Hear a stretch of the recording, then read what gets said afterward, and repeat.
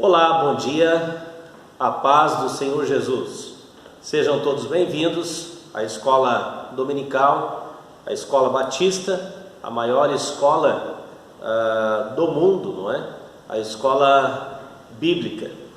E eu quero compartilhar com você nesta manhã a lição de número 10 da página 54 com a data de hoje, 7 de março de 2021. Oremos a Deus. Senhor nosso Deus e amado Pai, muito obrigado, Senhor, por esse dia. Obrigado, Deus, pela vida de cada um dos teus filhos que aqui estão, acompanhando, Senhor, pelas redes sociais esta lição. Devido, Senhor, a esta pandemia, estamos oferecendo, Senhor, e trabalhando, Senhor, desta forma, para que outras pessoas possam também ter o contato, Senhor, com a Tua Palavra, com o Teu ensino.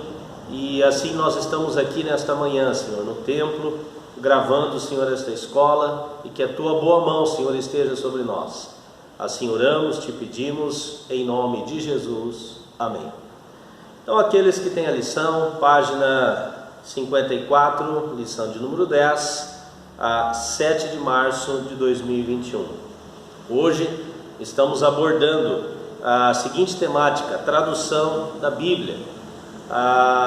É uma ferramenta, é uma forma muito preciosa que Deus também tem levantado homens e mulheres para esta importante missão de tradução, para que outros povos, outras nações, que ainda não têm a Bíblia Sagrada no seu idioma, possam também ter esta possibilidade de ter a Bíblia Sagrada de acordo com a sua cultura, de acordo com a sua forma de se comunicar. Então nós temos os biblicistas profissionais, que na antiguidade também nós chamávamos de eruditos, chamávamos também de copistas, chamávamos também de doutores da lei. Estes eram responsáveis em poder cuidar da maneira e a forma com que as escrituras sagradas fossem mantidas até os dias de hoje. E hoje nós temos esses biblicistas, que são ferramentas usadas da parte do Senhor para que a Bíblia continue sendo uma ferramenta importante para outros povos, outras nações em seu idioma natural. Em introdução nós temos a Bíblia traduzida.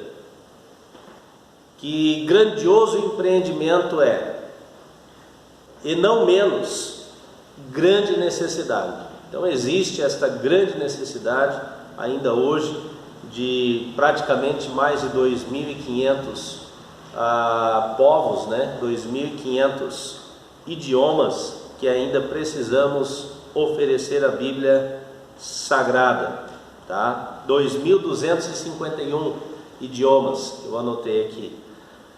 São estatísticas que sinalizam que ainda precisam de tradução para este número. De fato, se os originais em hebraico e grego, respectivamente, do Antigo Testamento e Novo Testamento, não tivessem sido traduzidos para outras línguas, como os povos, de modo geral, teriam conhecimento da palavra de Deus?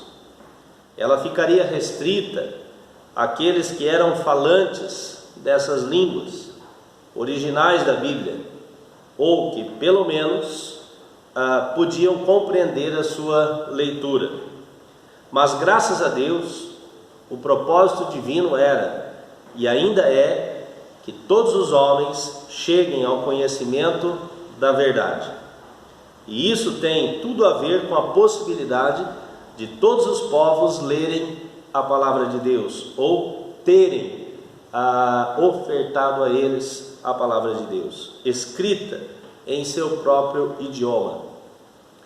Isso implica uma diversidade de aspectos desafiadores, mas também enriquecedores. O assunto é vasto, ele é amplo, em alguns momentos até complexo, e para este efeito de estudo, nesta classe de escola dominical, vamos abordar algumas características relativas à tradução da Bíblia.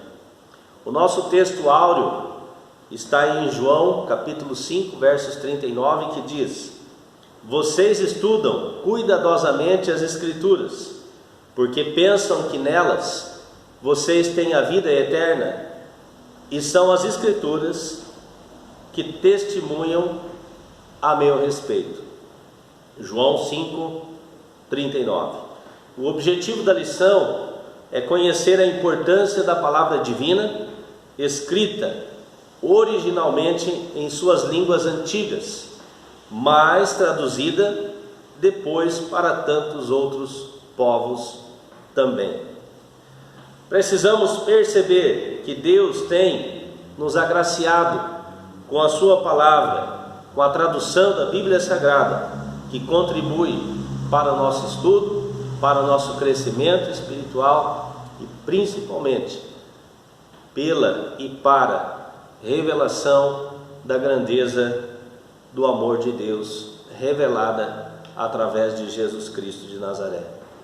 Precisamos praticar, se possível, a cada ano, fazer uma leitura completa das Escrituras Sagradas, em uma tradução diferente uma da outra, para que você também acompanhe essa, digamos, oferta de diferentes focos, não é?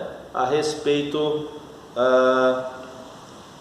do contexto que nós estamos vivendo. Quando nós pegamos uma tradução hoje, João Ferreira de Almeida, e pegamos uma tradução NTLH, que é a nova tradução linguagem de hoje, nós percebemos uma grande diferença, além do português que João Ferreira de Almeida utiliza, que é um português um pouco mais carregado.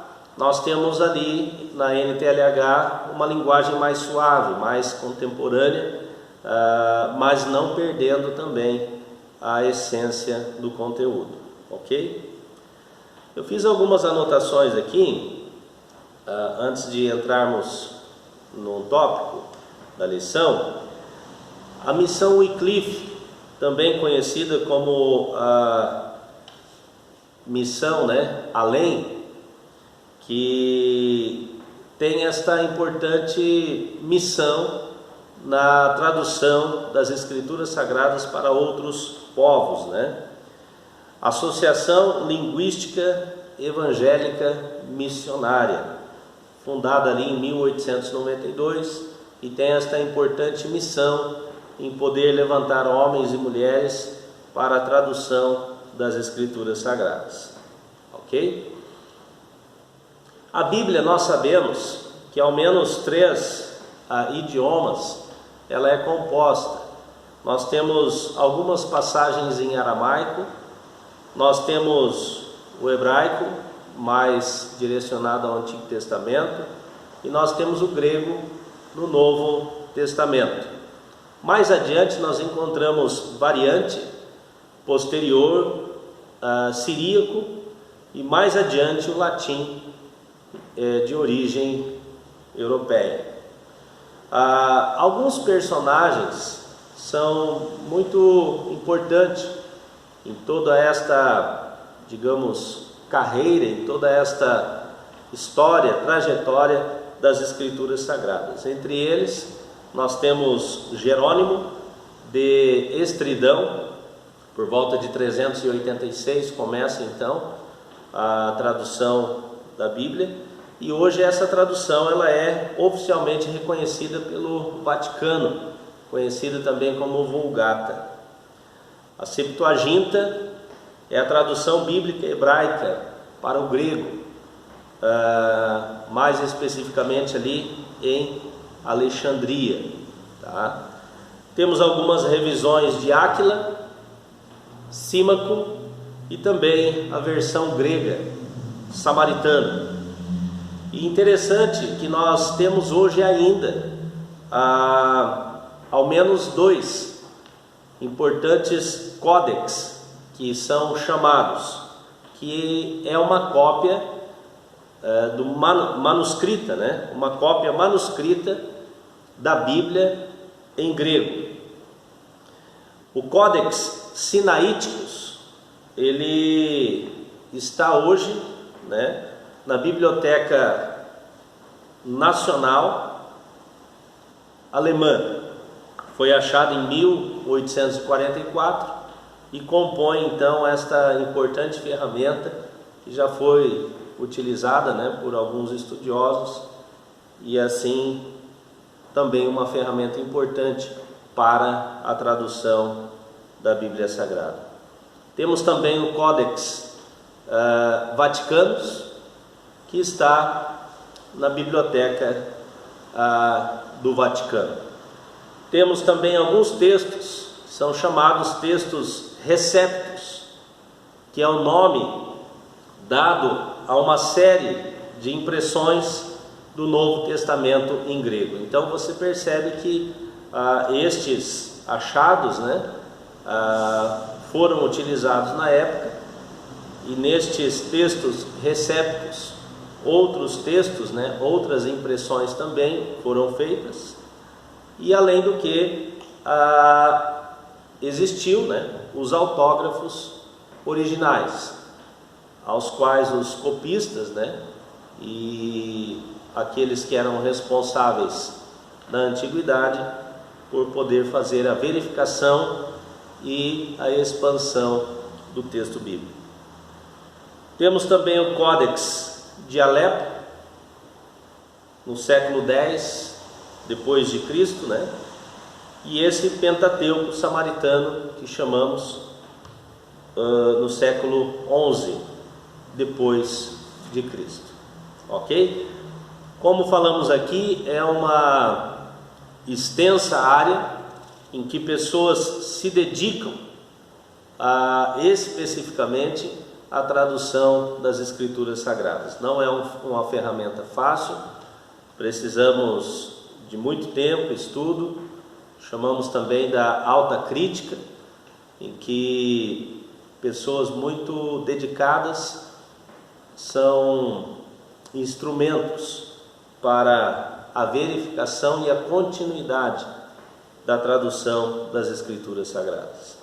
Cabe aqui ressaltar e lembrar que a Sociedade Bíblica Brasileira também hoje é uma importante ferramenta para que a Bíblia Sagrada chegue a outros povos, a outras nações, e este trabalho de interpretação e tradução continue avante.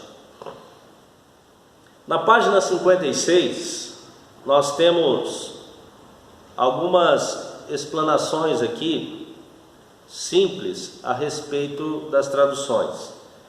Então diz assim: neste tópico, a fim de ser e de ter um panorama, ainda que simples, resumido, salientamos algumas traduções da Bíblia a partir do Antigo Testamento. A Septuaginta, como falamos aqui, né, foi a primeira tradução do Antigo Testamento do hebraico para o grego, cerca de 200 anos antes de Cristo. É chamada também da versão dos 70, por causa da tradição que fora efetuada por 72 eruditos judeus e completada em 72 dias. Não há nenhuma comprovação exata disso.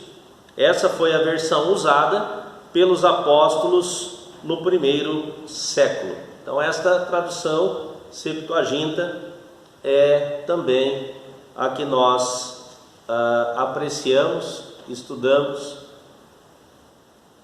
e também valorizamos.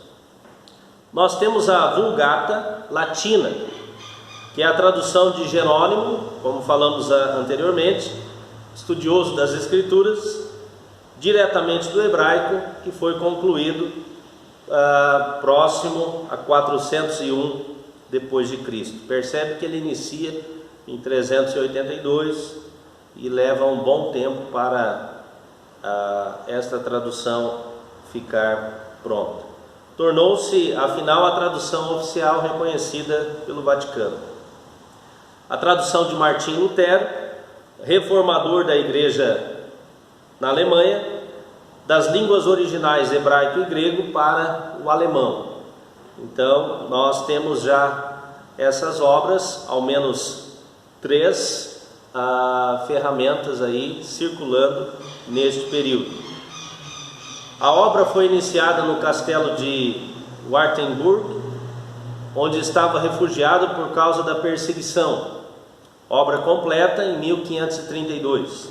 Diz-se que ele traduziu o Novo Testamento em apenas 11 semanas. E com sua tradução, Lutero também deu forma literária à língua germânica. Ele conferiu unidade. Trabalho grandioso, extraordinário, quase sobrenatural.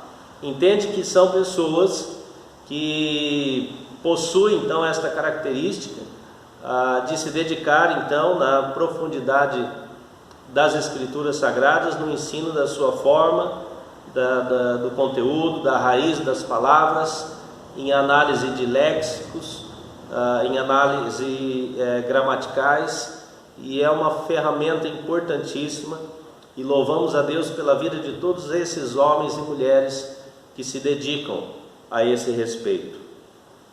Nós temos a próxima, a tradução de João Ferreira de Almeida, que muitos de nós temos esta Bíblia em nossas mãos, e suas revisões também foram feitas. A primeira edição do Novo Testamento foi publicada em 1681 em Amsterdã, na Holanda. No Brasil é praticamente a mais conhecida e a mais popular. Há várias edições revisadas, e uma delas é a revista e atualizada pela Sociedade Bíblica Brasileira, bastante difundida. Então esta revista e atualizada, ela já tem uma linguagem um pouco mais suave, vamos assim dizer, em relação a algumas palavras de português que João Ferreira de Almeida utiliza ali. Alguns de nós já pôde ouvir, ou já de alguma maneira tivemos o contato com esse nome, né? King James, que foi uma obra preparada por 47 eruditos, que a pedido do rei James, durante 4 anos, fizeram uma revisão da Bíblia, editada em 1611. Essa versão passou a ser conhecida como a versão autorizada, embora não haja nenhum documento oficial que comprove algum tipo de autorização referente a essa edição. Durante vários anos ela enfrentou a concorrência de outras versões, até se tornou a Bíblia mais preferida dos povos de língua inglesa. Então, versão King James, uma obra a pedido do rei James. Durante 4 anos então fizeram uma revisão das Escrituras Sagradas e colocaram esta definição na tradução King James, versão King James.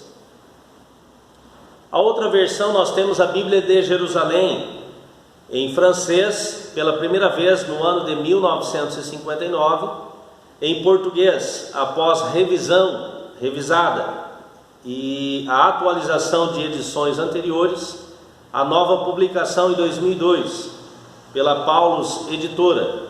Trata-se de uma tradução muito apurada em termos de vocabulário e busca pelo sentido original do texto bíblico. Então ele mantém, bem próxima à ideia do texto original, que é esta Bíblia de Jerusalém, lembrando que ela também compõe os livros apócrifos, que nós assim entendemos, e como parte histórica, esses livros apócrifos também têm a sua devida importância. Tradução da Nova Versão Internacional. Você já deve ter ouvido em algumas situações a expressão NVI. Editora Vida, em 2007, é o texto que a editora Batista Independente usa em nossa literatura denominacional. Revela na tradução muito esforço pela fidelidade e mensagem também dos textos originais, com uma linguagem um pouco mais suave, contemporânea, para que também as gerações de hoje tenham a facilidade para assimilar as verdades bíblicas. Temos também a nova versão transformadora. Esta é um pouco mais recente, 2016, ainda pouco conhecida. Trata-se, a nosso ver, de um esforço para se alcançar um texto num português correto, mas de fácil compreensão. Vale dizer, nesta altura, que todas essas versões são fruto de muita dedicação ao estudo das línguas originais, com a fidelidade principal de transmitir corretamente a palavra de Deus.